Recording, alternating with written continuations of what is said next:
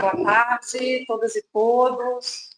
É um prazer estar aqui conduzindo essa atividade do Café e Pesquisa, às vésperas do feriadão.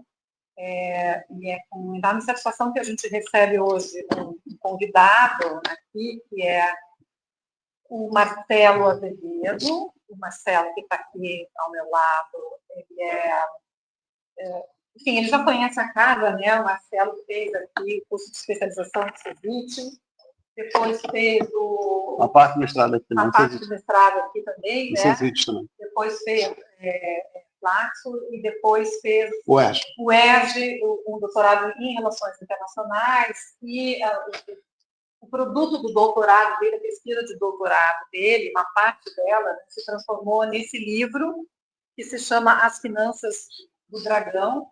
O Marcelo trouxe alguns exemplares, a gente vai vender com preços camaradas, tá? Os interessados aqui ao final, assinar, autografar.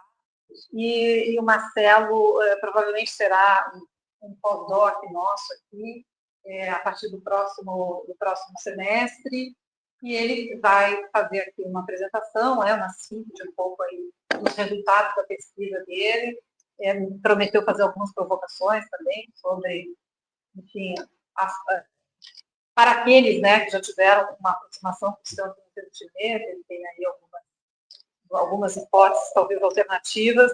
Então, vai ser um enorme prazer te ouvir. Eu vou passar a palavra para o Marcelo só depois de apresentar uma pessoa que, enfim, é nossa colega aqui, né, a professora Ana Rosa, que também tem se dedicado a esse tema. Enfim, vem orientando sobre isso, escrevendo sobre isso. A gente tem alguns trabalhos conjuntos. A gente, enfim, tem alguns trabalhos conjuntos sobre isso também. Então, a Ana Rosa, depois da fala do Marcelo, as falas estão planejadas para serem de até 30 minutos, fala o Marcelo, ele fala a professora Ana Rosa. Eu faço, eventualmente, algum breve comentário, se eu achar que eu tenho a acrescentar, e depois a gente abre para a plateia. Pode ser assim? Então, Marcelo, mais uma vez, muito obrigada aqui pela sua presença, é um prazer. Obrigado pelo convite. Sim. Obrigado pelo convite, pela paciência de todos e todas. Antes de eu começar, diz que eu vou encher um pouco a paciência, eu já aviso. Eu gosto de falar em pé. Cadê o controle? Senão vocês dormem quando eu fico falando. Senão... Dizem que isso aqui funciona, todo lapela aqui. Vai ser viva voz, vocês me escutam? Pode ser. A acústica aqui não é muito legal. Pode ser? Legal.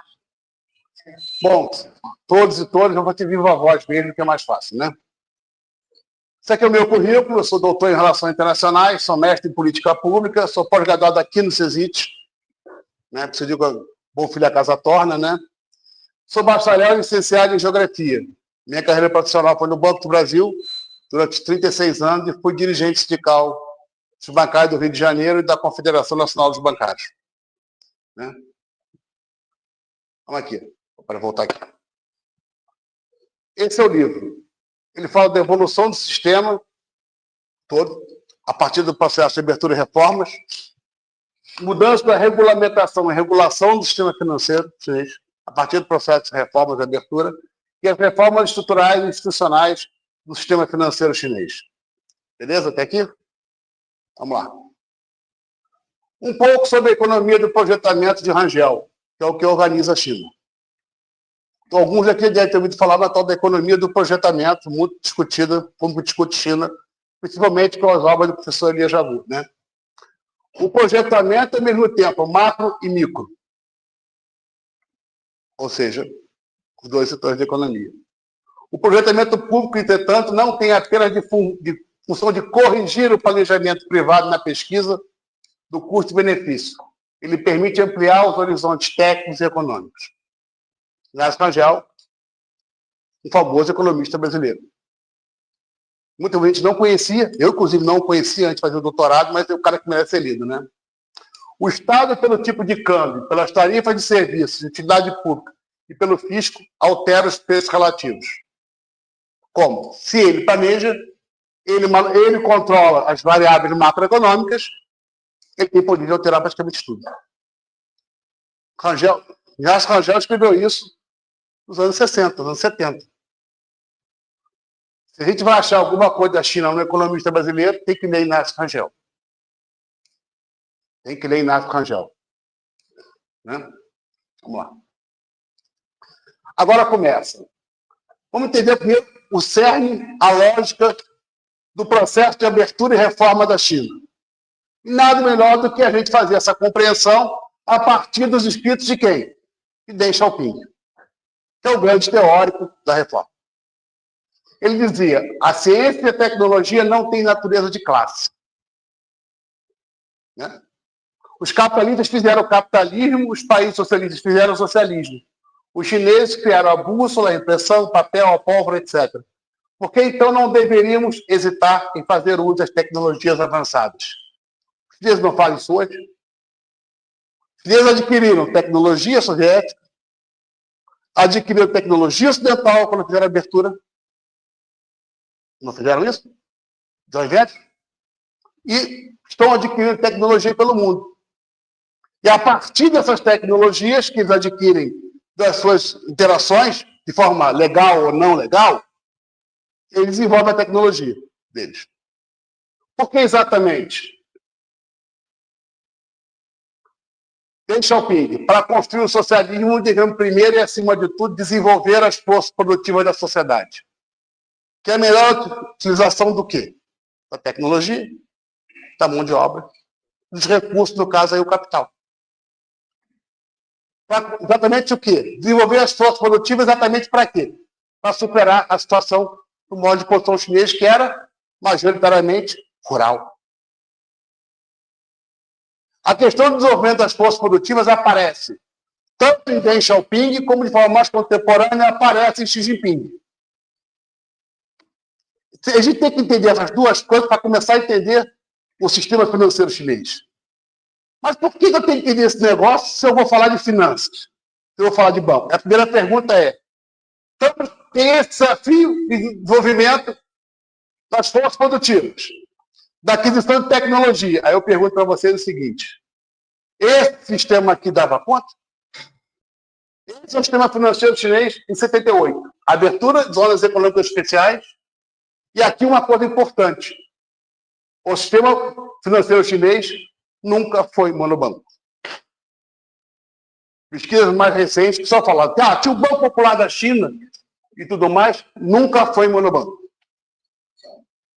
Ao mesmo tempo que existia o Banco Popular da China, existia o Banco da China, que era o banco que representava a China no exterior, o Banco da Construção da China e o Banco do Comércio e Indústria, que fazia, de certa forma, financiamento de pequeno porte.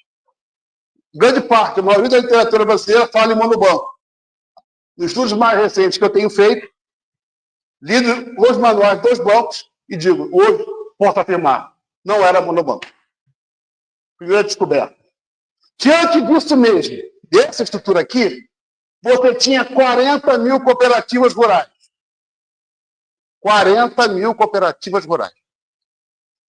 Aí eu te pergunto, esta estrutura aqui daria condições para que a China desenvolvesse as forças produtivas? Sim ou não? Eu vou responder com outra frase. Deng Xiaoping. De novo. Grandes avanços devem ser feitos na reforma do sistema bancário. Os bancos devem desempenhar todas as funções de banco. Entretanto, os nossos não são bancos no verdadeiro sentido da palavra. Eles apenas emitem moeda e mantiveram reservas. Como nós sabemos muito sobre bancos, poderíamos convidar especialistas estrangeiros para nos aconselhar. Desenvolvimento das forças produtivas sem financiamento inviável. Só que aquela estrutura bancária chinesa, isso da reforma, não havia condições materiais reais para que esse desenvolvimento ocorresse. Vamos olhar um pouco mais. Anos 80. Os bancos estrangeiros atuando de forma restrita nas zonas econômicas especiais.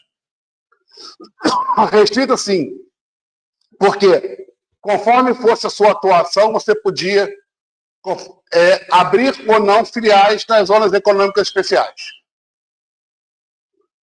Você podia, por exemplo, se você não tivesse presença física você só podia prestar assessoria, por exemplo.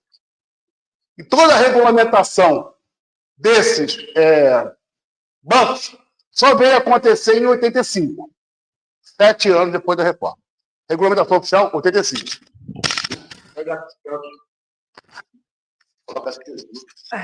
Esse é o microfone, por favor. Eu não, 5 segundos. 5 segundos. Isso não pode ser. Eu fui sozinho.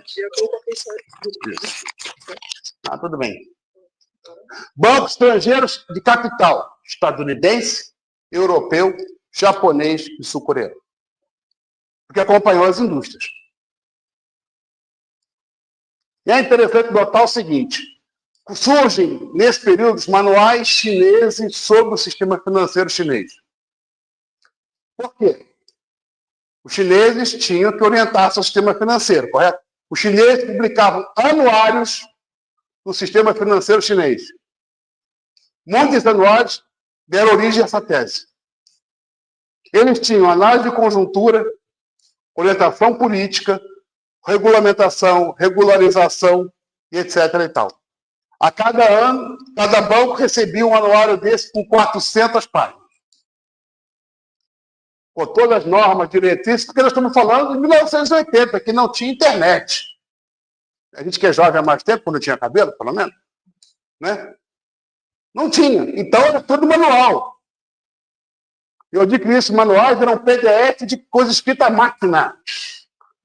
Se você quiser adquirir, você tem que adquirir na China. Então, isso era o primeiro documento que foi sendo publicado, o qual eu consegui acessar. No Brasil, acho que não conheço pouca gente que tenha conseguido acessar isso. Né? Aqui. Anos 90, aqui começa a coisa a ficar mais interessante. Nós tínhamos o Banco Popular da China, que é o Banco Central. E aí você desdobra os 3 em 8. Banco Agrícola da China financia a produção agrícola da China. Ou seja, a China é um país que passava fome.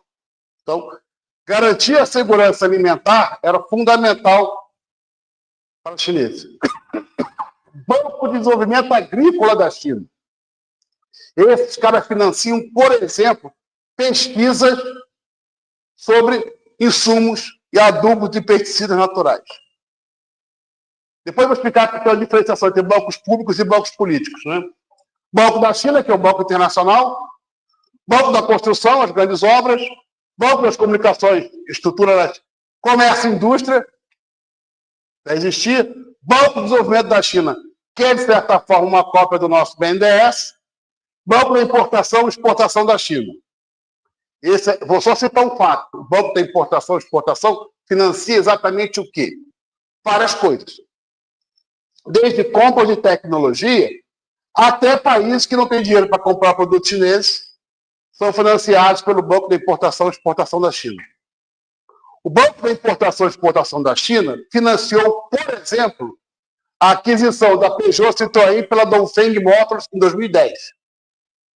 Financiou, por exemplo, a compra da Volvo pela Geely em 2015. Geely, que todo mundo conhece, aqui no Brasil, era uma fábrica de ar-condicionado. Né? No Brasil. Hoje, uma das maiores montadoras da China. Então, esses bancos estão financiando efetivamente o desenvolvimento chinês. Vamos desdobrar um pouco mais.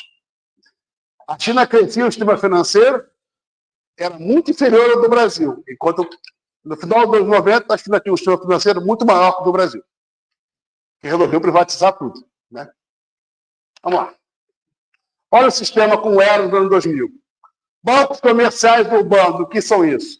São bancos de desenvolvimento regional, com perfil comercial. Às vezes há uma confusão conceitual de achar que banco comercial é banco privado. Não. Eles são bancos de desenvolvimento regional com atuação comercial. Tá? Bancos inclusões, cooperativas rurais, 39.516. Esse sistema continua sendo um sistema arcaico. São cooperativas exclusivamente de crédito ou também de produção? De crédito. Empresa seguradora, 60, começa a entrar. Fundos de investimento, 239. Um grande banco privado. Quem era? O HSBC. Que depois da fusão se mudou para Londres. Né? 2000. Vamos lá. Aqui começa a coisa a ficar mais interessante. Sistema financeiro 2000, 2005. A China entra na OMC em 2002, normalmente.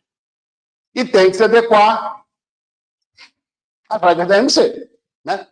Ou então se adequar com as características chinesas, porque não são a mesma coisa. Né? E aqui eu quero processo de abertura de capitais dos bancos do Estado. Abertura de capital e não privatização. Não houve processo de privatização dos bancos públicos chineses. O que houve foi a criação de 2 fundos de investimento estatais chineses que foram deslocados para a Bolsa de Hong Kong. As ações que estavam de propriedade do Ministério das Finanças da China foram transferidas para onde? Para o fundo Huijin. Ou para o fundo Huitong. Mais o Huijin. Então, à luz do mercado internacional, não, houve sim abertura de capital. Não houve, igual no Brasil, alienação de propriedade. Depois eu vou mostrar com mais detalhes o número do Huijin hoje. Né? E uma pequena entrada de capital estrangeiro nesses bancos. Nós acabamos de dizer que os bancos chineses não sabiam ser bancos. Nós acabamos de dizer isso, não foi? Eu não, nós não. Deng Xiaoping acabou de dizer isso. E os chineses não sabiam agir como bancos. E não sabiam, efetivamente, financiamento, consumo, produção. Certo? A entrada dos bancos, dos capitais estrangeiros nesses bancos foi para adquirir expertise, basicamente. Tá? Vamos lá. E você separa os bancos públicos em dois tipos diferentes. Aqueles que são bancos políticos. Bancos dirigidos por Estado para políticas públicas com quase nenhuma atuação comercial. Banco do Movimento, que é o BNDES. Banco da Importação e Exportação, que é estratégico. E o Banco do Movimento Agrícola, que também é estratégico, porque os chineses não querem só que os chineses parem de passar fome. Os chineses querem transformar a China numa potência agrícola. Não é qualquer coisa, né? Nós estamos falando aí de 40, 50 anos, né? E aqueles bancos são de bancos públicos. São bancos do Estado que têm efetivamente grande atuação comercial. Eles continuam sendo bancos do Estado. Um pouco mais de participação de capital privado, mas que passam a ter um papel fundamental, tá, no financiamento de diversas outras atividades comerciais. Quer ver? Vamos lá. Banco agrícola, já falei, você vai levar banco para o campo. Cartão de crédito, conta corrente, poupança, investimento. Todo mundo, adorável mundo bancário, é o campo chinês. Esse é o banco agrícola que faz. Você vai lá. O Banco da China vai ser o grande banco chinês no exterior. Eu vou falar um pouco mais do Banco da China quando eu falar do SWIFT chinês. Esse é o banco mais internacionalizado da China e que representa o governo da China no cenário internacional. Banco da Construção da China, as grandes obras. E é importante dizer que os grandes projetos chineses geralmente são financiados por um pool de capitais, qual do seu tamanho, né? Banco do Comércio, Indústria da China, que é o banco que financia os pequenos negócios. Vamos lá. Olha, esse é o fundo Huijin que eu falei. Para todos dizerem que é privatização, o fundo Huijin hoje é proprietário de 64,13% do Banco da China. 57,14% do Banco da Construção. Né? Aqui. Esse fundo é um fundo estatal, fundo pessoas que é estatal, sediado em Pequim, que opera na Bolsa de Hong Kong. Então, quem diz que é privatização, não. Grande parte dos outros capitais, a gente pegando os anuários dos bancos, ou é do Ministério das Finanças da China, ou é do Ministério do Desenvolvimento, ou é do fundo Huijin, ou é do fundo Huitong. O banco que tem mais presença de capital privado estrangeiro é o bloco da construção, que é em torno de 20%. Sendo que, desses 20%, a metade é de fundos de investimento de Estados soberanos. E com a crise de 2008, o HSBC saiu desse setor. Vou falar com mais detalhes em 2008 depois. Vamos lá? Olha 2005. Bancos comerciais urbanos, cooperativas rurais caindo, cooperativas urbanas subindo, seguradoras diminuindo. Por quê? Porque nesse período, entre 2000 e 2005, houve um violento controle, intervenção do Estado no sistema financeiro chinês. Entre outras coisas, em 2005, a nova regulamentação diz que crime contra o sistema financeiro é crime contra o Estado. Significa o que exatamente crime contra o Estado? Demissão, prisão, confisco de bens adquiridos durante a gestão. Então, quando você vê algum banqueiro por aí se suicidando, sumindo, é porque lá a legislação é extremamente dura. Os gestores chineses têm uma verdadeira paixão pela questão do risco. Eles passam o tempo inteiro reformando as suas formas de análise de risco. O tempo inteiro, tempo inteiro, tempo inteiro, tempo inteiro. Né? Instituições estrangeiras, 211. É bom a gente ver esses números aqui, porque depois eu vou fazer a evolução completa. A gente vê as mudanças. Isso aqui, 2005. Vamos lá.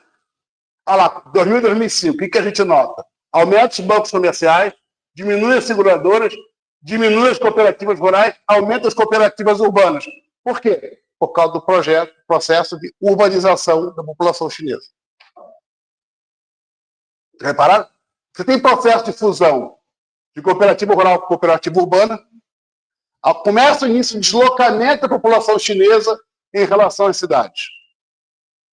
Por isso você tem número de aumento das cooperativas urbanas. Instituições financeiras estrangeiras se mantém o número.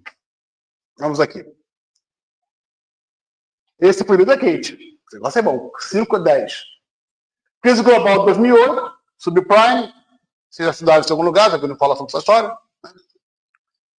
Qual é a saída clássica do Ocidente? Vamos garantir a liquidez do mercado, né? Vamos garantir a estabilidade dos bancos, etc. Ninguém vai preso, nenhum banqueiro vai para a cadeia. Era da incerteza, a economia internacional naufraga, etc, etc. Isso vocês já estudaram em algum lugar, né? Se não estudaram, vão estudar. Né? Os chineses fazem totalmente diferente. Os chineses querem manter o seu processo de crescimento e estabilidade. O que eles fazem? Enquanto o Ocidente reduz o investimento público para poder pagar esse rolo, os chineses fazem o quê? Aumenta o investimento público. Violentamente através de seus bancos públicos. Porque tem uma diferença qualitativa entre os ativos podres estadunidenses e os ativos, abre aspas, podres chineses. Os ativos podres chineses eram basicamente empréstimos de empresas exportadoras, atingidas pela crise de 2008, e que o mercado internacional não paga. Os passivos... E aí o que os chineses fazem? O modelo ocidental transfere para o Banco Central e fica por conta viúva. Os chineses transferem esses créditos para 4 grandes recuperadoras de ativos, criadas nesse período. Se hoje moeda podre, amanhã pode não ser. Se você houver a retomada no mercado internacional, deixará de ser. Certo? Então, eles controlam a economia aqui. E mais do que isso, eles lançam um violento processo de investimento nas empresas que eles consideram estratégicas. Petróleo, automobilística, aeroespacial e tal. Por quê? Porque automaticamente as suas empresas serão muito melhores qualificadas para disputar o mercado internacional do que as ocidentais. Houve um brutal processo de investimento das regiões mais pobres da China, para manter a taxa de investimento alta. Então, os chineses saem muito melhor do que os ocidentais da crise de 2008. Mantiveram o crescimento maior, a estabilidade, e mais do que isso, o que é interessante dizer, o que faz os chineses monitoram o tempo inteiro o sistema financeiro? Lá não tem essa história de sigilo bancário, essa história tem que pedir ao juiz para poder olhar. Na China, não, isso funciona assim. Eles mapearam o seguinte: desses 211 instituições públicas financeiras chinesas que atuam aqui nas zonas econômicas especiais, está fraquejando uma, está fraquejando a outra, uma está saindo. O que os chineses fizeram? Compraram praticamente quase todas as filiais de banco estrangeiro na China. Aquisição direta de carteira de clientes desses bancos na China. Então eles crescem, os chineses crescem no mercado. Mantêm o ritmo de estabilidade, de crescimento econômico e aumenta o poder das suas empresas no exterior. E aproveita essa crise de 2008 para adquirir um monte de empresas pelo mundo afora. Os chineses têm que adquirir tecnologias, aproveitam a crise e crescem no mercado internacional. Enquanto o Ocidente ainda ficava naquela era da incerteza, que é o lembrar o Keynes, né? Não teve era de incerteza na China. Vocês trabalham planejando o tempo todo. Os chineses planejavam em 2020 ser uma economia moderadamente próspera. Em 2035 vão ser, segundo eles, uma moderna economia socialista baseada na ciência e na tecnologia. Em 2050, eles querem ser exatamente o quê? A referência financeira, produtiva e econômica internacional. Não é o Ocidente que planeja. Tudo é planejado. Aí, quando você planeja, você, inclusive, já norteia para a iniciativa privada quais serão os próximos passos. Não? Esqueci alguma coisa? Acho que não. Olha 2010. Um grande banco postal, 3 grandes bancos políticos, divididos pelo Estado em ação comercial, 5 bancos públicos que são bancos efetivamente públicos, mas que têm ação comercial. 11 cooperativas urbanas. Mas o que houve com as cooperativas urbanas? Não. Eles começam a se transformar em quê? Bancos comerciais urbanos. É uma evolução do sistema. Esses bancos comerciais urbanos, inclusive, vão incorporar algumas cooperativas rurais. As cidades vão crescendo, né? E aí o campo acaba virando cidade. O que é interessante a gente notar é que surge o quê? Se nós tínhamos cooperativa, agora você tem uma evolução. Bancos rurais e bancos cooperativos rurais. Olha a evolução. O campo evoluindo, a cidade evoluindo. Cooperativas rurais eram 39 mil. De 2005 para 2010, 3.056. Praticamente como sua fronteira desaparece. Tudo transforma-se em bancos. E aqui é interessante dizer, não é uma evolução natural, é uma evolução induzida. E digo mais, é uma evolução que é bancada financeiramente, tecnologicamente, pelos grandes bancos públicos chineses. O Banco da China, por exemplo, é o proprietário do maior número de bancos rurais da China. Capital, tecnologia, treinamento, tudo é um banco que existe. É rural, mas toda a sua estrutura é controlada, planejada através dos bancos públicos chineses. Entendeu? Olha lá, temos corretora de valores, bancos rurais, bancos cooperativos. Olha a transição demográfica que a gente está vendo do campo à cidade e a transição financeira em curso que a gente está vivendo. 10, olha lá, 5, 10.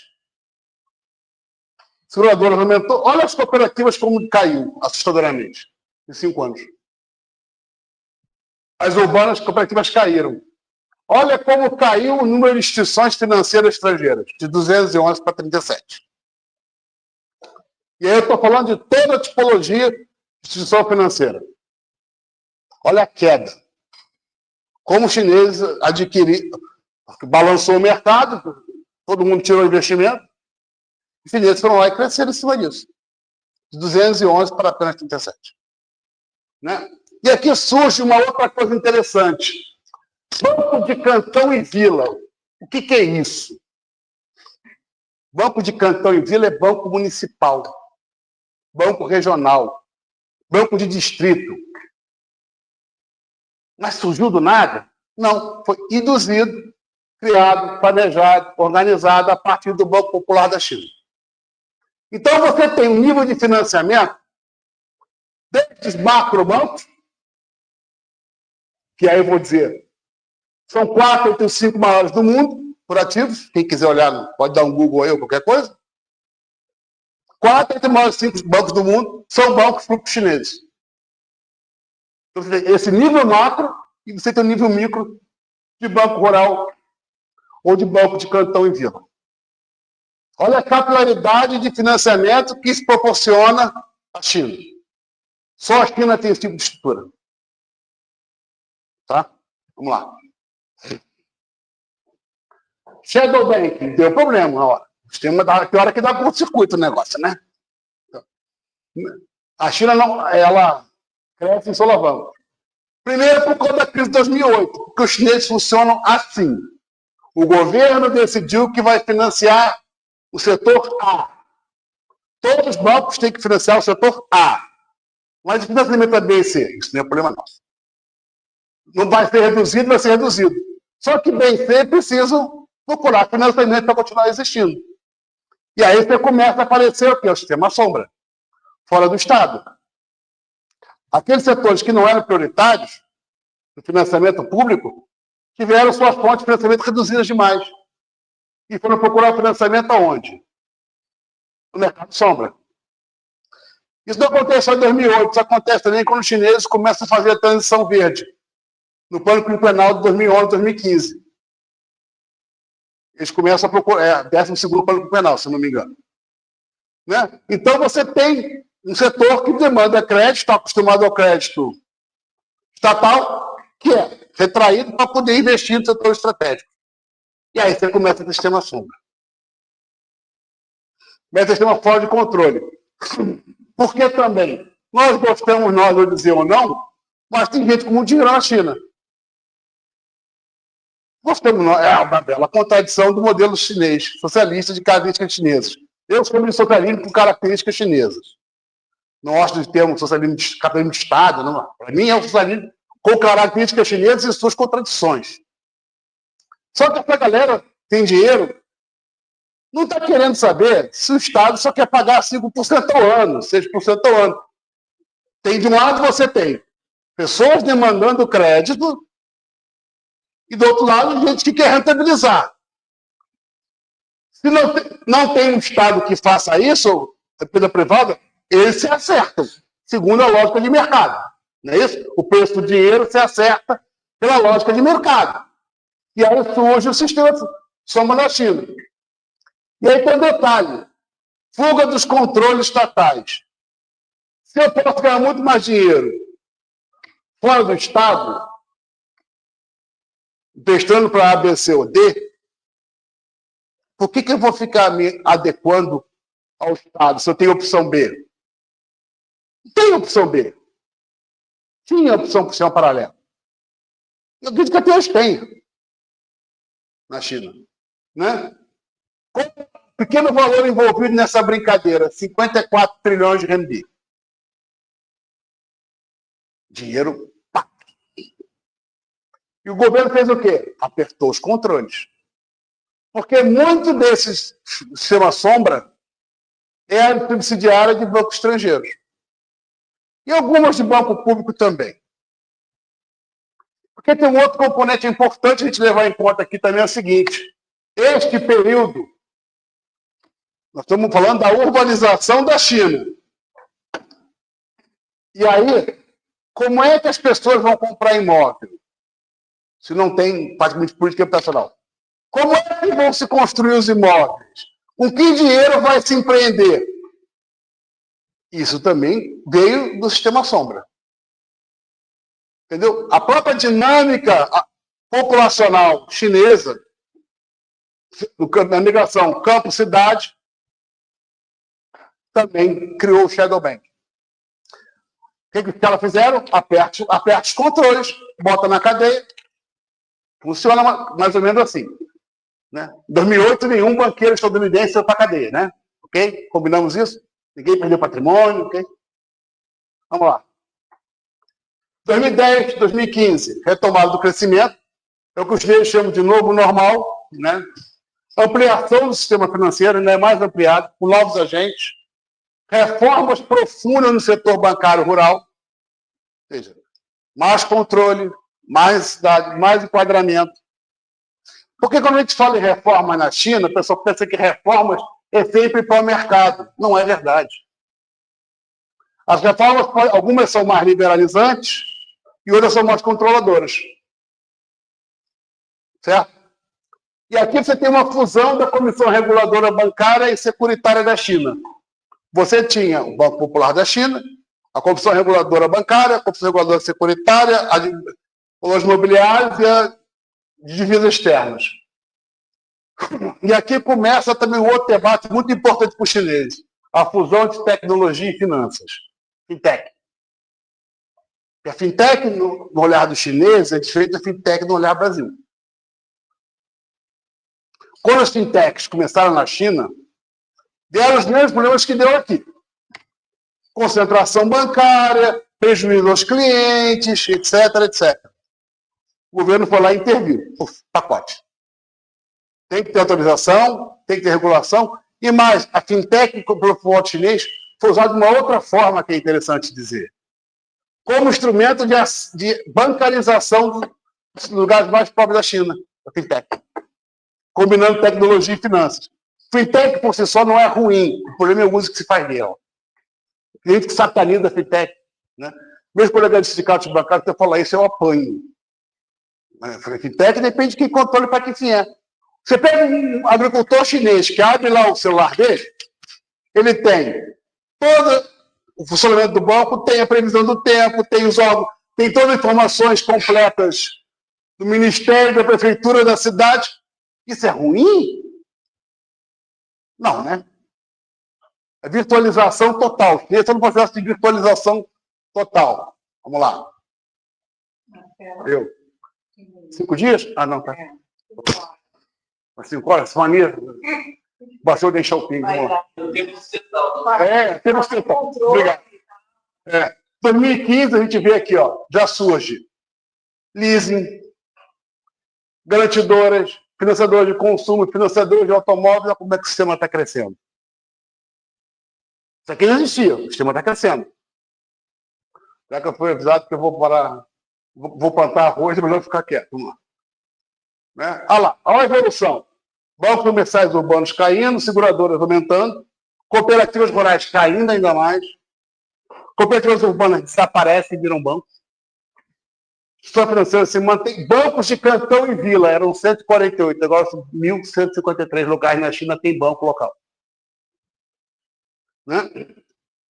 Bancos rurais cresceram, o resto é garantidora de crédito, financiadora de consumo, financiador de automóveis e leasing. 15, 20, 40 anos do processo de abertura e reformas, em 2018. Um cenário agravado de confrontação econômico, financeira e política com os Estados Unidos, se agravando. Pode estar. Né? A liderança unificada do Partido Comunista da China sobre o setor financeiro. O que quer dizer isso? Na Espanha, tá vendo coisa feia? Na Espanha. O que é isso? O Partido Comunista dirige todos os bancos da China. Como dirige, efetivamente? Você pega a publicação do Banco da China, é engraçado. O presidente... Ai, meu Deus. Tá difícil isso. Tá difícil. Vou desligar esse negócio, viu, gente? Eu acho melhor. Seguro. Desconta meu tempo aí. Professora Simone. Sim, A direção é toda do Partido Comunista. Tem uma célula do Partido Comunista Chinês em cada banco público chinês. Você pega o anuário chinês, que eu estou lendo mais, toda a direção dos bancos chineses públicos tem tarefas do partido. Imagina isso, sandice. Parelhamento 100%, ninguém reclama numa nice, numa boa. Olha que diferença, né? Então o partido dirige, efetivamente, as instituições. Qualquer manual, o cara que fala primeiro, ou o presidente, ou o conselho de administração, é o cara do Comitê Central do Partido Comunista. Né? Você tem aí... isso é controle. O Conselho de Estado vai criar um comitê de estabilidade financeira, vai juntar tudo, o Banco Popular e as comissões reguladoras, mais centralização, mais poder, mais direcionamento. Iniciativas como o Cinturão em Rota tomam vulto, e a cada 2020 foi o último ano que eles publicaram esses manuais. Eles começaram a ser publicados de forma regional. O que é importante do Cinturão em Rota? Os bancos. Localiza países e regiões que não têm bancos públicos e não têm fundo de investimento, estão sendo criados pelos chineses. Criados pelos chineses. Capital chinês, e todos os executivos são treinados aonde? No Banco Popular da China. Você vai ter está tendo um surgimento acelerado de instituições financeiras que não existiam nos países atingidos pelo Cinturão em Rota. A África, por exemplo, tem 54 países e tem 49 bancos, instituições públicas só. Vamos lá. Senão eu vou. Acados anuários. 19. Bancos comerciais rurais, bancos comerciais. Fundo de investimento 4, 3. Né? Basicamente se mantém. Agora, aqui que é legal a gente olhar. Olha a evolução do sistema. De 2000 a 2019. Olha como bancos comerciais rurais, bancos comerciais urbanos. Isso aqui é a humanização da China. Bancos de vila e cantão, cooperativas rurais, cooperativas... Olha, aqui você pega grande, através do financeiro chinês, você entende muita dinâmica da sociedade chinesa. A partir daí. Né? Vou lá, senão vou ter que plantar arroz. SWIFT chinês. Isso é interessante. Todo mundo fala que tem um SWIFT, que a China tem a Rússia criar um próprio sistema SWIFT, etc, etc, etc. Pois é, isso já existia e é do controle do Banco da China. O Banco da China está presente em 70 e poucos países. 86, para ser exato. E ele é capaz de operar online com 110 moedas diferentes. Online. Isso aqui foi o embrião do moderno sistema SWIFT que a China está desenvolvendo junto com a Rússia.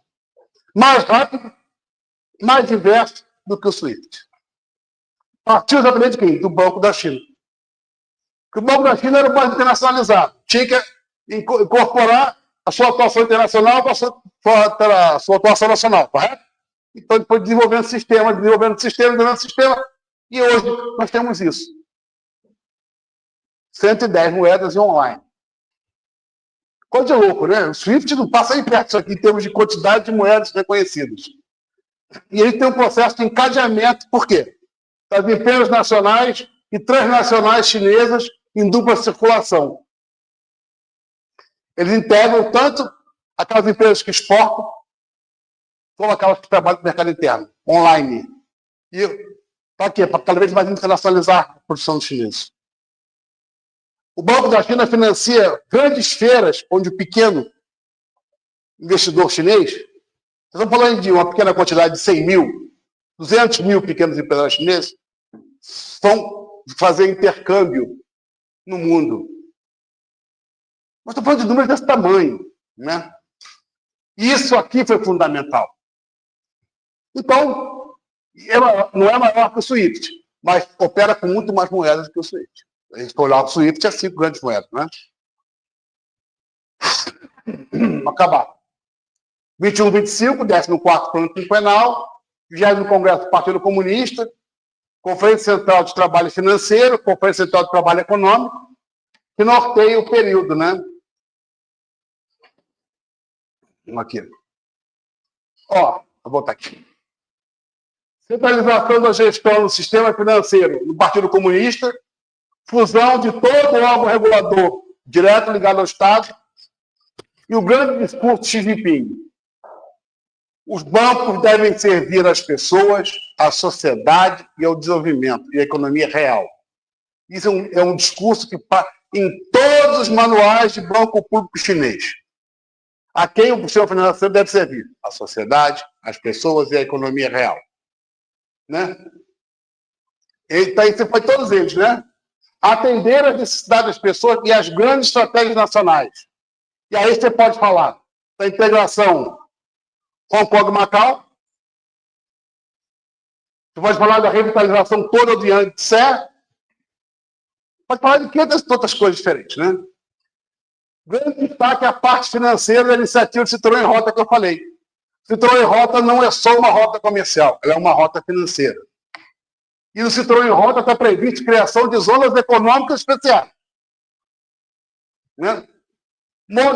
Os chineses querem um modelo de desenvolvimento de alta qualidade através da inovação e da tecnologia. 20º Congresso, estou acabando já vou plantar arroz lá no campo na China. Cana. Não, é cana. Cana com características. Socialismo com características chinesas para uma nova era, é assim que os chineses chamam. O conceito de desenvolvimento de alta qualidade, o desenvolvimento das novas forças produtivas chinesas e a prosperidade comum. Tem foto aí. Ah, essa é boa. Tá.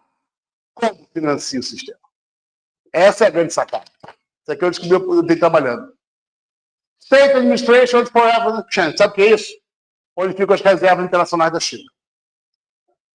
Que, por acaso, são investidas na Investment Corporation. Né? Só que essa simpática instituição, que tem um patrimônio ali de merreca, ela tem, entre elas, quem exatamente? Tem 3 fundos. E qual é um dos principais fundos? O fundo Huijin, que é quem financia todo o sistema financeiro da China. Entendeu? Aqui a gente consegue estabelecer o elo entre o uso das reservas internacionais chinesas e o desenvolvimento dos bancos chineses. Né? E ali eles financiam todo o sistema financeiro chinês. Não são grandes bancos, não. O fundo Huijin é o grande nascedouro mensal de grande quantidade de novas instituições financeiras na China. Quase ninguém no Brasil fala em fundo Huijin, é quase um palavrão, né? Fundo Huijin. Mas esse cara aqui, aqui está a grande chave do desenvolvimento financeiro chinês. Que eu já falei bastante, né? O Pantacana, né? Acho que esqueci alguma coisa. Conclusão: o modelo do sistema financeiro chinês é singular, não é igual ao ocidental, não é igual ao soviético, embora tenha características de ambos. Ele se construiu em 45 anos, chegou no nível, em 45 anos, que o sistema financeiro ocidental levou 200, né? 200 que chegaram. O modelo de sistema financeiro dirigido pelo Estado e pelo Partido Comunista é mais eficiente frente às crises, basta olhar o crescimento. O sistema passa por um processo constante de reformas, seja de abertura ou não.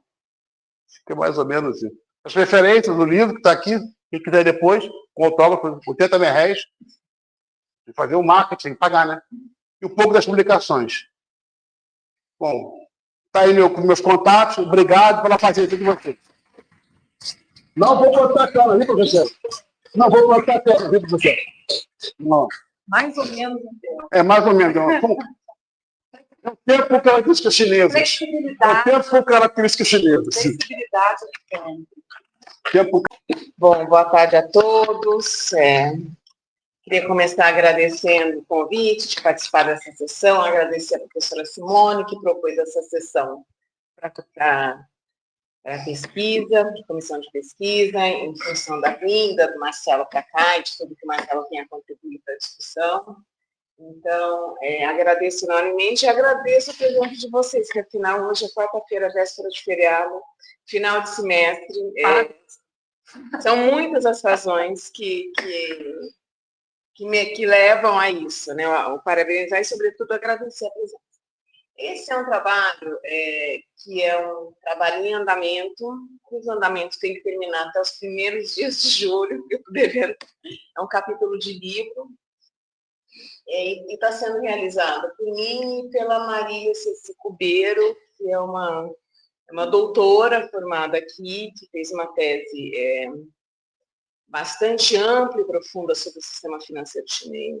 Acho que Marcelo já deu aqui, para quem não estuda o setor, não estuda, deixa eu colocar aqui meu tempinho. Não estuda, certamente o trabalho do Marcelo ajuda a ter uma aproximação do objeto, e também sugiro a leitura da tese da Marília, que é extensiva na discussão do sistema financeiro chinês. Então, esse trabalho ele tem um intuito bastante limitado quando a gente olha a amplitude do trabalho do Marcelo. Por quê? Porque ela quer, o olhar é regulação financeira, na verdade, regulação bancária, e o movimento da regulação bancária, sobretudo no período pós-crise financeira. Então, ele vai, na verdade, eu vou passar, na verdade, me concentrar, tem 1 ou 2 slides do Marcelo, que são efetivamente o objeto da discussão. E certamente a abertura que ele fez sobre o movimento do sistema financeiro chinês, né? Então, a criação, eu chamo de um banco, o One Bank System. Monoline. Que não só a literatura brasileira, mas uma parte importante da literatura que eu pesquisei dessa forma, vou até agora repensar esse conceito, que eu achei interessante esse resgate que você fez, de cartilhas ou de livros escritos pelos chineses, porque isso é uma outra coisa, gente. Quando a gente estuda sistema financeiro chinês, a gente geralmente se defronta com 2 tipos de material. Primeiro material, muitos autores, hoje tem muita coisa escrita, né? Mas a maior parte dos trabalhos feita por autores ocidentais que sempre acham que não funciona bem, que vai dar crise, que em algum momento aquilo não vai rolar. E, por outro lado, uma série de relatórios e documentos publicados pelo governo chinês que dizem que é tudo maravilhoso. Então, encontrar uma voz, uma compreensão do que realmente acontece entre esses 2 movimentos é bastante difícil. Hoje eu acho até que menos, né? Quando a gente começou a pesquisa sobre a China, que tem 10 anos, já mais de 10 anos nesse momento, era constante. Então, só estou fazendo o jabá do trabalho do Marcelo e da Marília, tá? Então, o texto, né, o artigo está organizado dessa forma, né?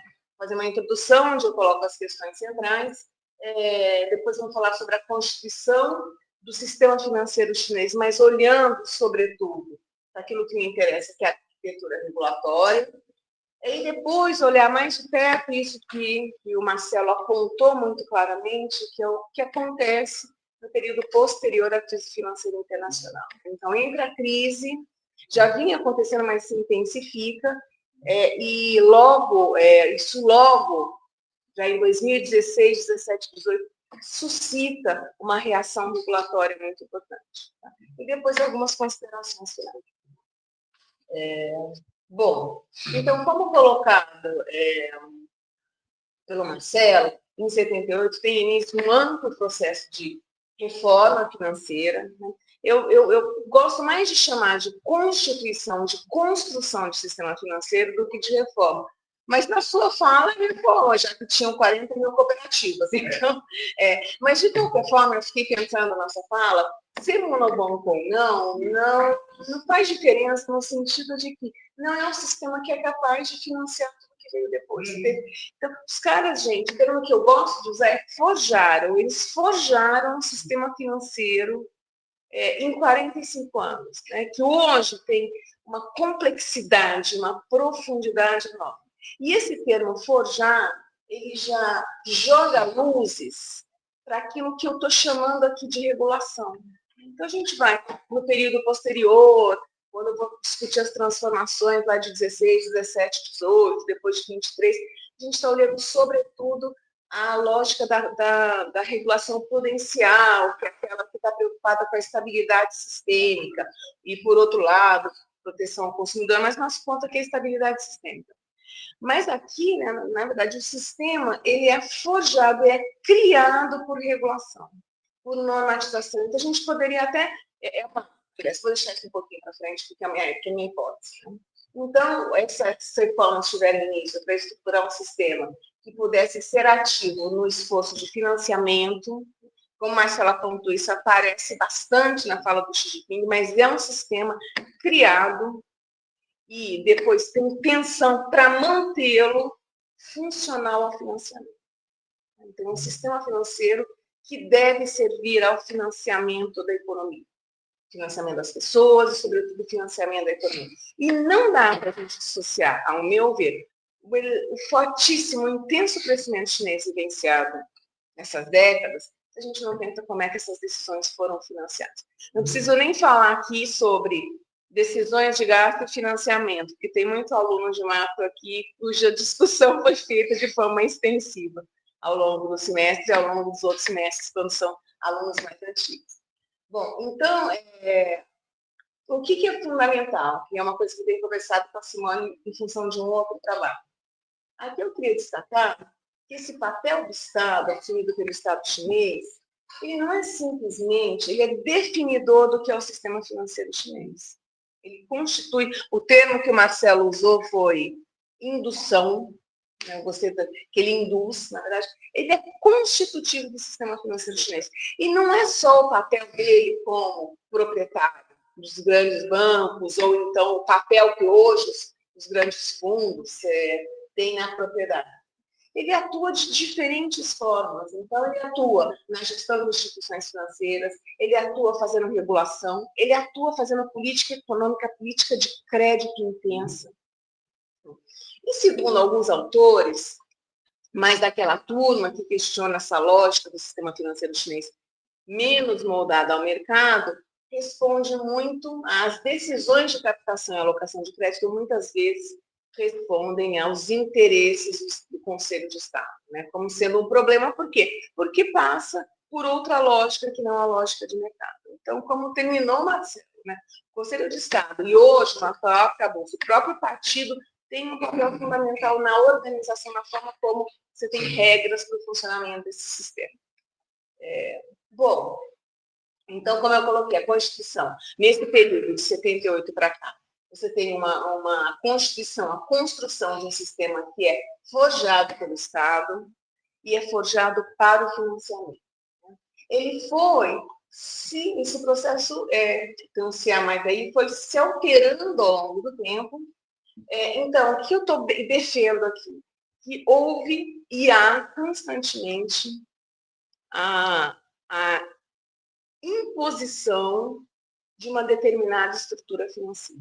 Nos moldes, então, quando a gente pensa, então, são outros países do leste europeu que também passaram por um processo de transição, a lógica é outra, a lógica que foi pautada por decisões, e essas decisões de criação de uma estrutura financeira que fosse útil ao financiamento. Nem sempre funciona assim, mas sempre que começa a fugir, eles vão lá e pegam de volta, como o Marcelo falou, e eu vou falar um pouco mais. Então, você tem da constituição de um banco com carteiras, depois para os grandes bancos, depois para a criação de cooperativas, outros bancos, joint venture, alguns bancos privados, ele vai se transformando. Então, o barato de estudar o sistema financeiro chinês é quando a gente mergulha nesses 45 anos, é um negócio em constante transformação e de uma complexidade enorme. Então, você tem a evolução do sistema que se tornou cada vez mais complexo e profundo, o que significou alterações profundas nas questões centrais. Então, o que eu estou definindo aqui para essa ideia de regulação é que, se no primeiro momento ela impõe um determinado formato de estrutura, então isso vai mudando para quê? Funcional, para financiar aquele esforço que eles estão se propondo. Com o passar do tempo e o desenvolvimento do sistema, isso vai mudando, deixa de ser a constituição de uma estrutura, mas é uma atuação que está o tempo todo preocupada com um sistema que seja funcional para o financiamento. Nesse sentido, eu vou fazer, gente, algumas situações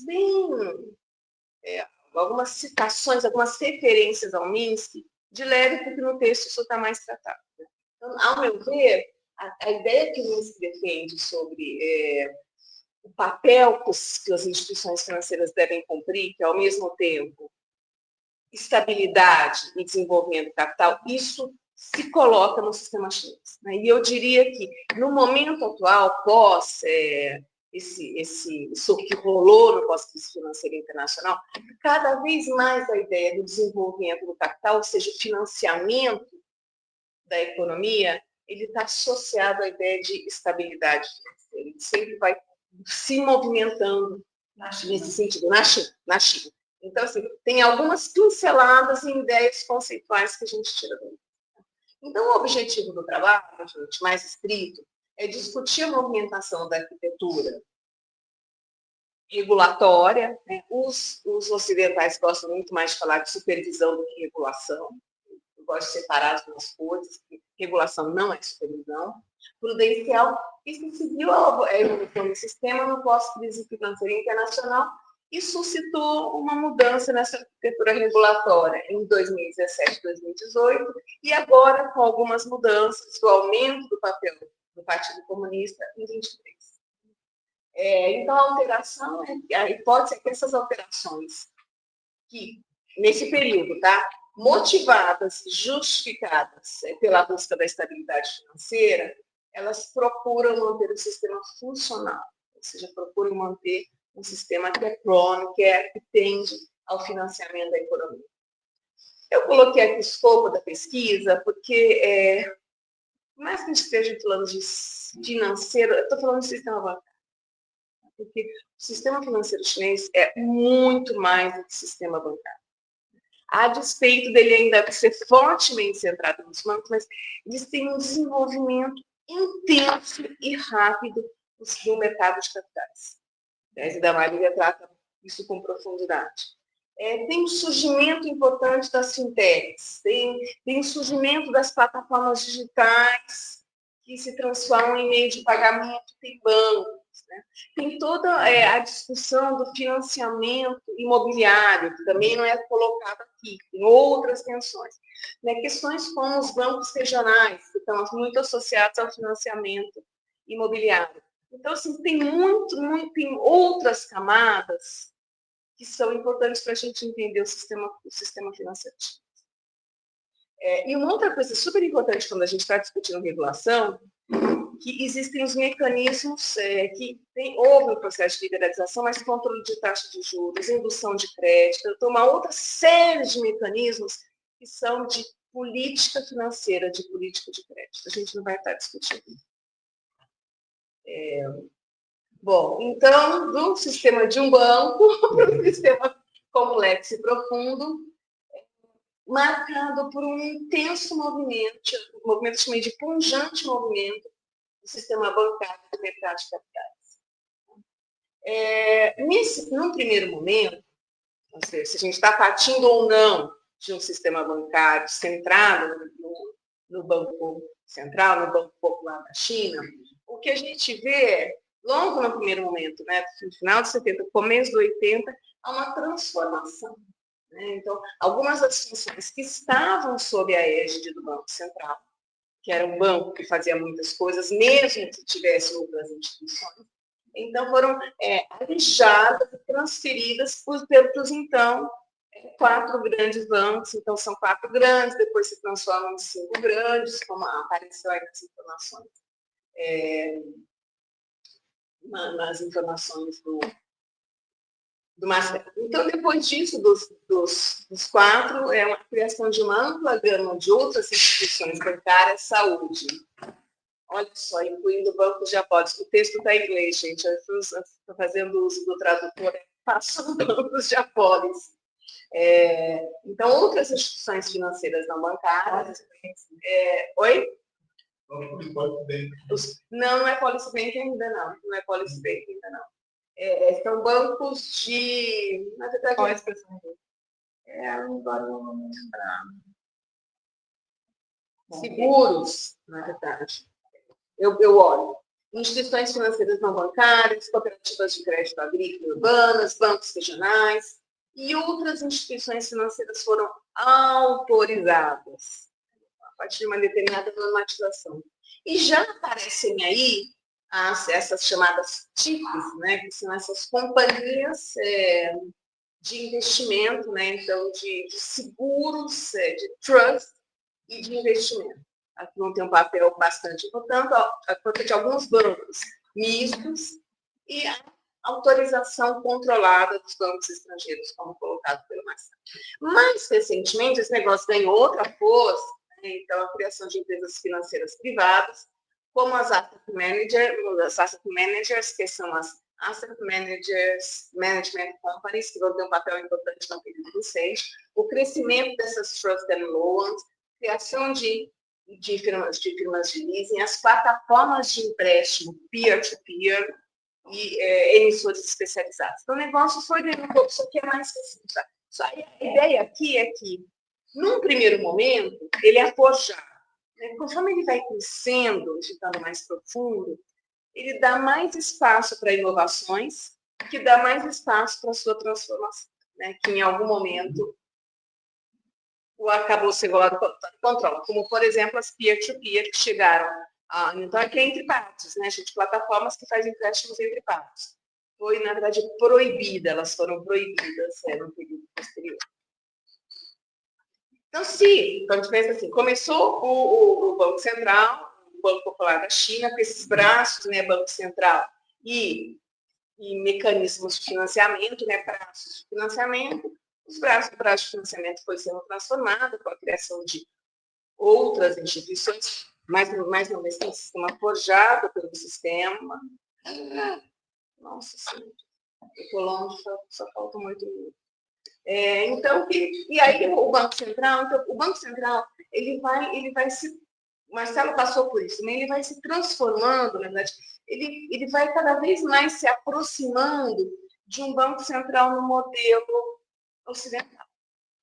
Vai lá, então, foram lá implementar a política monetária e fazer estabilidade do sistema. Em 86, o Marcelo também citou essa regulamentação. Você tem uma regulamentação que sistematiza aquelas instituições financeiras e também reforça o papel do Banco Central, como Banco Central, e cabe também a ele, então você tem um sistema financeiro que está crescendo, e cabe ao Banco Central regular e, na verdade, supervisionar essas instituições financeiras. E em 95, então, ele vai cada vez mais se tornando Banco Central, tá, gente? Com uma legislação cada vez mais importante. Ele é efetivamente separado do Ministério das Finanças e dos governos locais, porque ele tinha um pezinho, os governos locais tinham um pé de atuação no Banco Central, e cabe a ele a política monetária e a regulação financeira. Então, você tem, a partir daí, uma evolução muito rápida desse sistema e uma estrutura financeira que foi forjada com a especialização de atuação. Então, a gente falou dos... e aí, em 93, o Conselho de Estado ele emite uma regulamentação que confirma essa base regulatória, essa arquitetura do sistema financeiro chinês no formato segmentado. Então, de um lado, o mercado de seguros, do outro lado, bancos, e aí tem um emergente mercado de capitais que está se colocando. Então, no setor bancário, então, internamente no setor bancário, fica claro essa regulamentação, essa normatização explicita a segmentação. Então, um banco na área agrícola, outro banco na área comercial, construção civil. Então, é assim que ele vai sendo constituído pelo processo regulatório.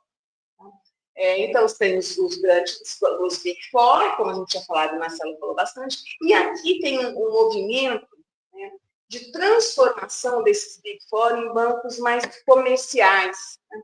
E essa ideia de banco comercial ela é diferente da nossa ideia de banco comercial dos manuais de economia monetária, que é banco comercial e banco depositário. Os bancos comerciais, a gente até teve uma chinesa que nos questionou isso, não sei se você lembra lá em início. São bancos mais afeitos a operações mais de mercado. Aí eles criam os policy banks para efetivamente financiarem as políticas. E aí ganham um papel os joint venture banks e as cooperativas de crédito. E o Banco Central?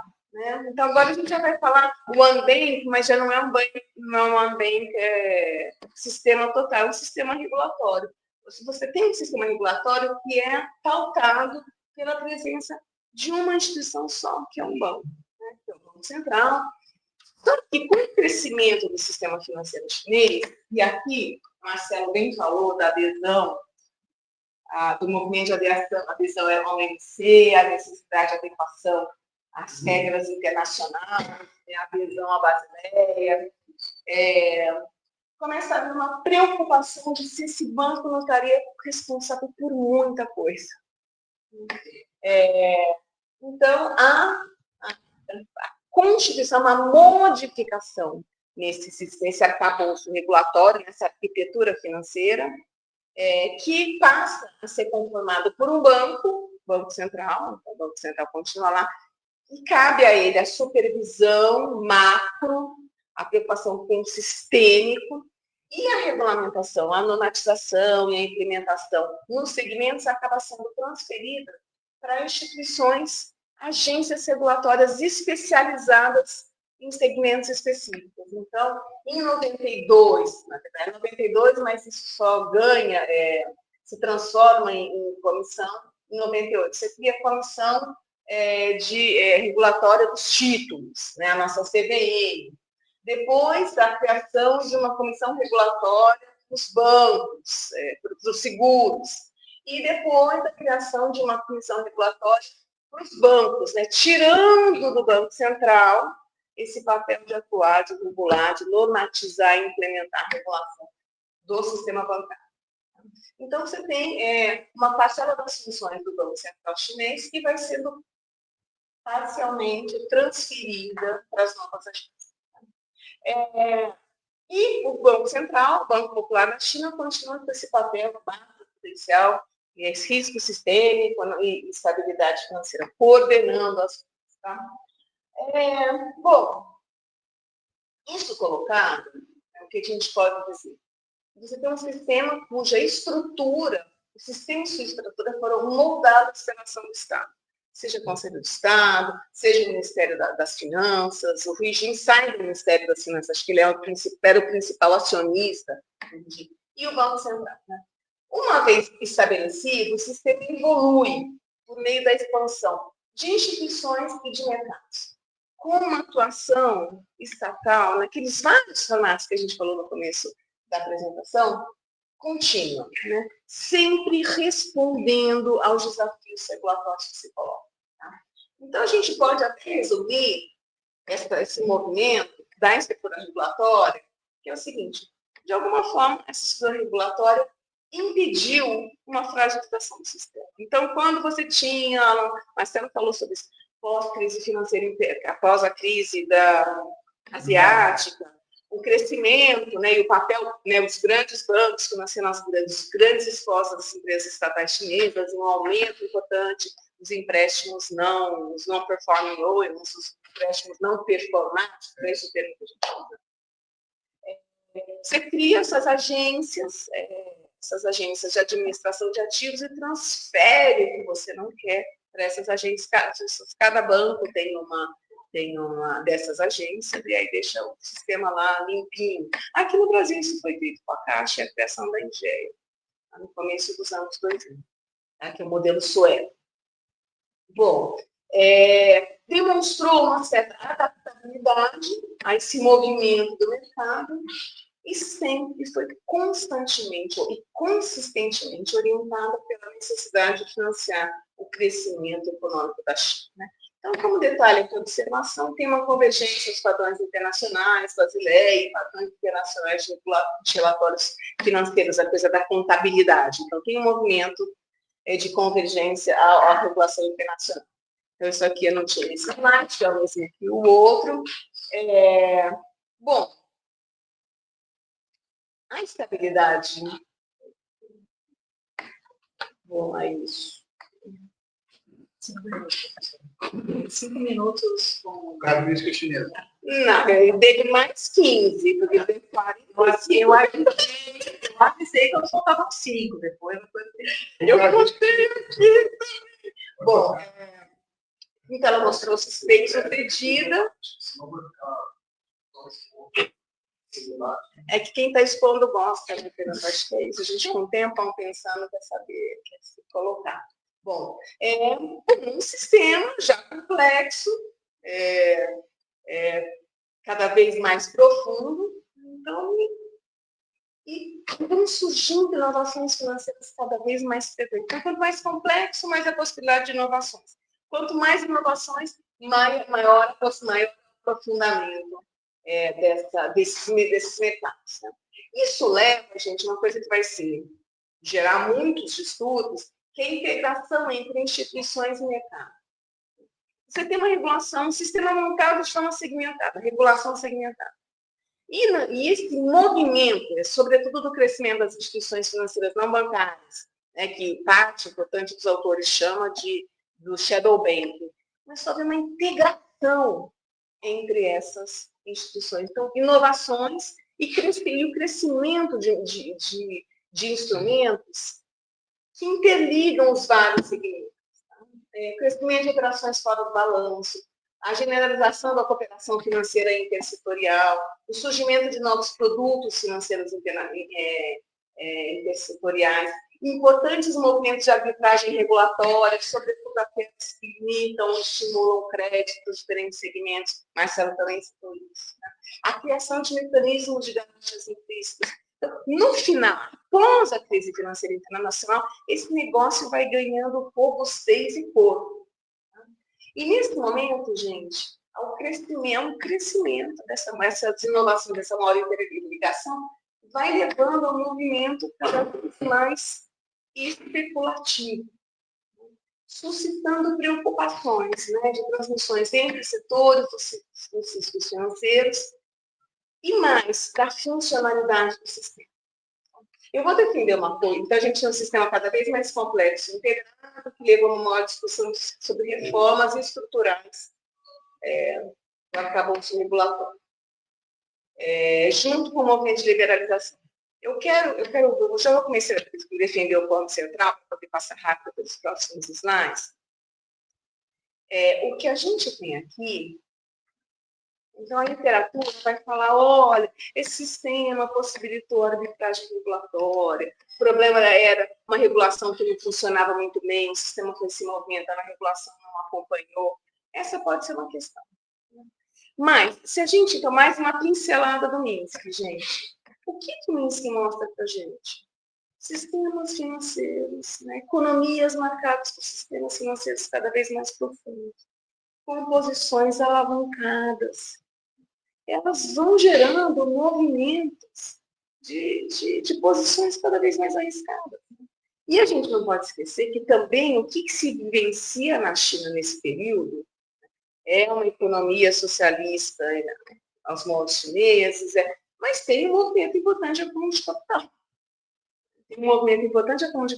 Tem um conjunto de atores que querem a valorização da sua riqueza e tem controle de taxa de juros, estão buscando instrumentos alternativos, e o esforço fundamental de financiamento. Gente, quando a gente lembra, vocês devem ter isso na cabeça, o esforço de investimento que a gente vê na economia chinesa pós-crise financeira internacional, então o motor passa a ser o investimento, exige o quê? Um volume muito grande de financiamento. Como o sistema, num primeiro momento, pós-crise financeira internacional, os bancos eles começam a emprestar mais. Num segundo momento, dadas as regras internacionais, eles têm mais limites para fazer isso. E começam a fazer isso a partir de outras instituições. Então, era muito comum, por exemplo, essas companhias de administração de ativos lançam produtos que são vendidos pelos bancos. Então, quem compra acha que está comprando do banco, mas, na verdade, não tem uma garantia implícita, só que não tem garantia implícita. Tem uma coisa de remuneração. Então, tem ali um movimento importante que faz sentido quando a gente pensa no sistema que já é profundo, que uma economia que já tem acúmulo de capital, que está sempre buscando, seja pelo lado de alternativas de financiamento, quando algum limite se coloca no sistema tradicional, e seja pelo lado da busca de aplicações. Então, tem dois movimentos. E o negócio poli cresce enormemente. E na fala do Marcelo, ficou claro, que eu acho que a gente concorda nessa questão, não é possível que o Banco Central chinês não tivesse vendo isso. Estava vendo isso. Não, então, a literatura internacional fala, simplesmente a arbitragem regulatória. Então, o sistema regulatório não dava conta. Não é isso, na verdade, está vindo, mas era funcional para aquilo que eles queriam. Significou financiamento.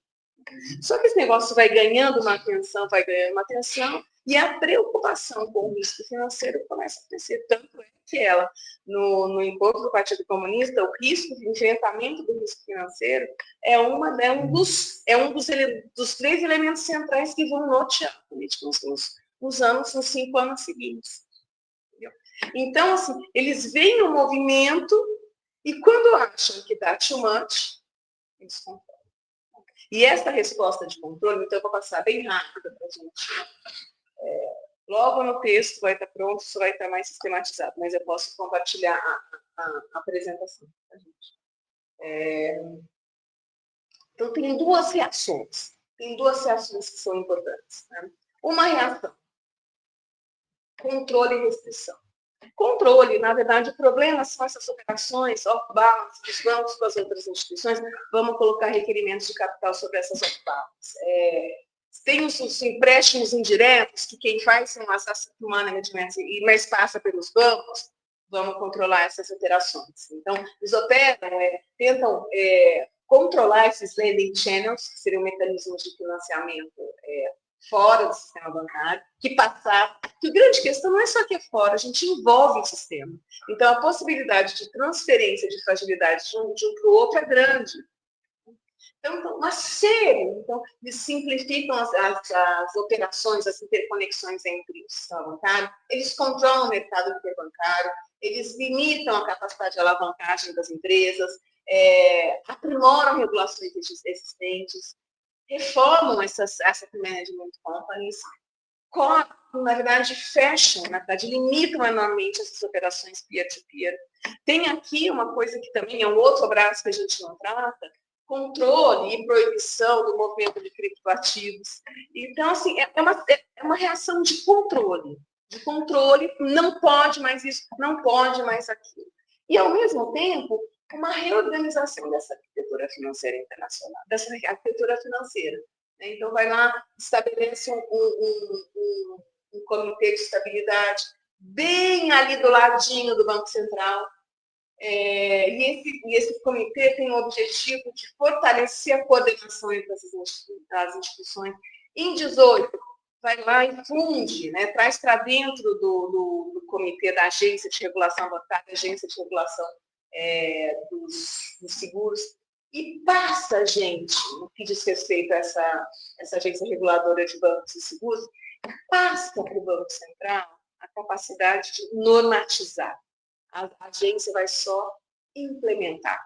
Então, você tem uma volta da centralização na figura do Banco Central sob o Conselho de Estado. A comissão do mercado de capitais continua a mesma, aí muda, né? Então, se antes era só o Banco Central, um banco, depois era um banco, 3 comissões. Agora tem o quê? Um banco, 2 comissões e um comitê que está acima de todo mundo. Bom, mas algumas não estão resolvidas, né? Tem uma nova onda que em 23, que centraliza ainda mais e transforma essa comissão de regulação dos bancos e dos seguros em uma nova agência que está ali para e passo com o Banco Central sob o Conselho de Estado e sob o partido. Então, uma centralização, uma resposta. Então, proíbe aqui e repense essa organização, dando uma maior robustez a ela. Então, só queria dizer, minhas considerações são o quê? Quando você olha o sistema financeiro, você tem chinês nesse período de 78 para cá, uma criação e transformação constante do sistema financeiro, marcada pela atuação estatal e em ritmo crescente pelo comportamento de instituições e mercados. Então, quanto maior o sistema, mais tensão, força ganham essas instituições. Então, a atuação da regulação não é mais formatar, é controlar via regulação prudencial. Então, a transformação do sistema demanda uma atuação diferente das autoridades, que passa a centralizar o financiamento da economia e cada vez mais preocupada, associando, gente, regulação, estabilidade com funcionalidade do sistema. Então, mais uma vez, a gente pode voltar na ideia do Pinsky de os 2 mestres que o sistema financeiro deve responder: estabilidade e desenvolvimento. E pós-crise, o crescimento do sistema fora as instituições financeiras não bancárias. Então, voltando aqui no MIP, né, gente? Não tem surpresa aí, né? Ele é inerente ao processo, né? Ele é mais complexo, mais integrado, mais inovativo. Na busca, mesmo sendo controlado na busca, já tem um sistema de acumulação de capital que é bastante importante, né? Então, faz parte dessa busca constante de valorização da riqueza, de tomadores, aplicadores e instituições. Não, você não precisa pensar numa externalidade. O problema é que a regulação não funcionou bem. A regulação nunca funciona bem. Então, ela tem que estar constantemente sendo repensada. Então, esse movimento foi útil aos propósitos mais amplos do enfrentamento dos efeitos da crise financeira global e a necessidade do enorme esforço de financiamento. E a explicação para a crescente fragilidade é muito mais ampla do que falha no sistema regulatório, então, segmentado. Então, esse sistema regulatório demonstra, então, mais uma vez, uma pinceladinha no Minsky, e acho que aqui só tem Jarbas, a gente discutiu isso na aula de segunda-feira. Bom, então, o que o Minsky vai falar sobre regular? A regulação é capaz de abortar o movimento de fragilização? Não é. Mas o que a regulação tem que ser, segundo o Minsky? Entender como é que o sistema funciona e que ele está constantemente se transformando, ter capacidade de reconhecer e antecipar e controlar as fragilidades e ter não só capacidade, mas desejo de atuar. E eu acho que o sistema financeiro chinês aponta isso. Tá? Então, ele tem controle que é capaz de coordenar o movimento de financiamento que a gente vai pensar. É isso, gente. Obrigada. Não tem meu e-mail aqui, mas todo mundo está aqui. Eu tenho aqui.